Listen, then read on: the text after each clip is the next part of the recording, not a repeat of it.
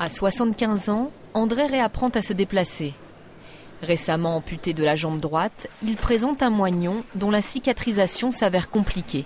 Le problème, c'est que ce monsieur, il a une artérite, il est diabétique, donc la circulation est mauvaise, les tissus sont mal irrigués et souffrent, et donc le risque de prolifération de microbes est majeur, surtout quand on a fermé la plaie. Donc il est important de drainer.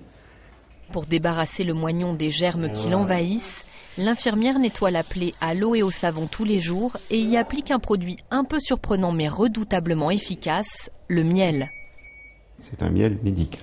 Le miel alimentaire n'a pas de contrôle spécifique et le souci qu'on peut avoir, c'est la persistance de certaines toxines qui peuvent rester dans les miels alimentaires et on préfère utiliser ce genre de miel. Voilà. Allez, on referme. L'intérêt du miel, c'est qu'il est très concentré et que dans un milieu très concentré, les microbes se déshydratent. Le deuxième intérêt, c'est son acidité qui permet de lutter et d'empêcher la prolifération des microbes. Le troisième intérêt, c'est que le miel, au contact de l'eau, fabrique en quelque sorte de l'eau oxygénée.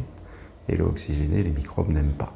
Donc nous ne tuons pas les microbes, nous les enlevons après à la douchette, mais auparavant nous empêchons qu'ils prolifèrent exagérément.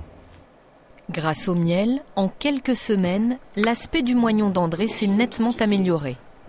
Elle était toute ouverte, il y avait les points, mais elle s'ouvrait. Tandis que petit à petit, elle s'est refermée. Il y avait juste deux ou trois points là au milieu, et maintenant c'est fini. Elle est propre et belle. Et une plaie propre facilite la régénération des tissus tout en diminuant l'œdème du moignon. Étape indispensable pour la pose ultérieure d'une prothèse.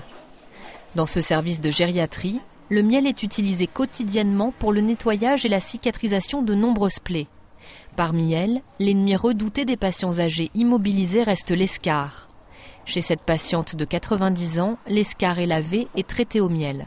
Au niveau de son sacrum, elle a une escarre qui est devenue une mort des tissus, qui sentait très mauvais, qui est à proximité du tube digestif de l'anus, donc colonisé par énormément de microbes. L'enjeu du miel, c'est d'aller aspirer toutes ces sérosités, qui sont assez sales, et l'avantage, c'est de faire ce pansement en même temps qu'on lave la personne. Donc elle a l'impression qu'on ne lui fera pas mal, que son escarre n'est pas grave.